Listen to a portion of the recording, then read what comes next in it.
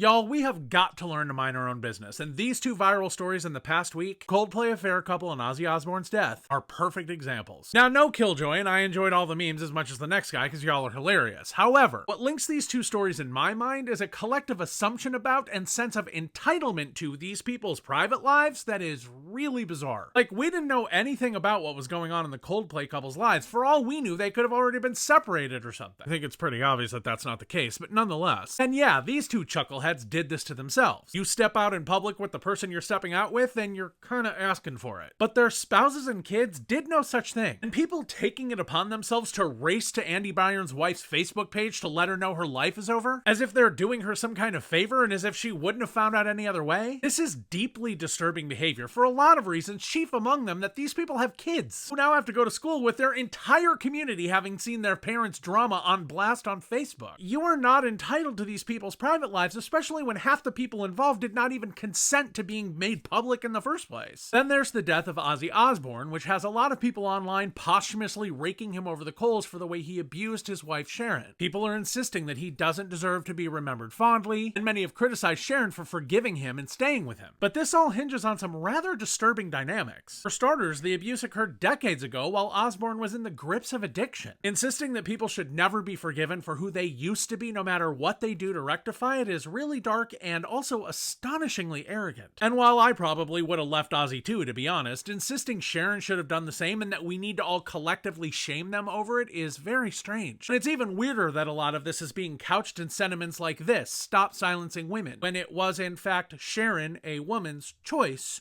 to forgive and stay with her husband. But whatever. And while it is of course important to talk about issues pertaining to abuse and addiction and all these issues, you don't know these people and their marriage is none of your business. The point I'm trying to make is this: justifying the way we're handling these two stories requires believing a couple of frankly dangerous things. One, that we are entitled to people's private lives whether they consented to them being public or not. And two, that people are irredeemable. That once you commit one of a certain list of acts, in these cases abuse and infidelity, that you are unworthy of anything besides contempt and public ridicule, often for sport, and shame. And if that's the kind of world you want to live in, then fine. But you need to be clear about the fact that these rules that you're making may one day come back to bite you. Choose accordingly.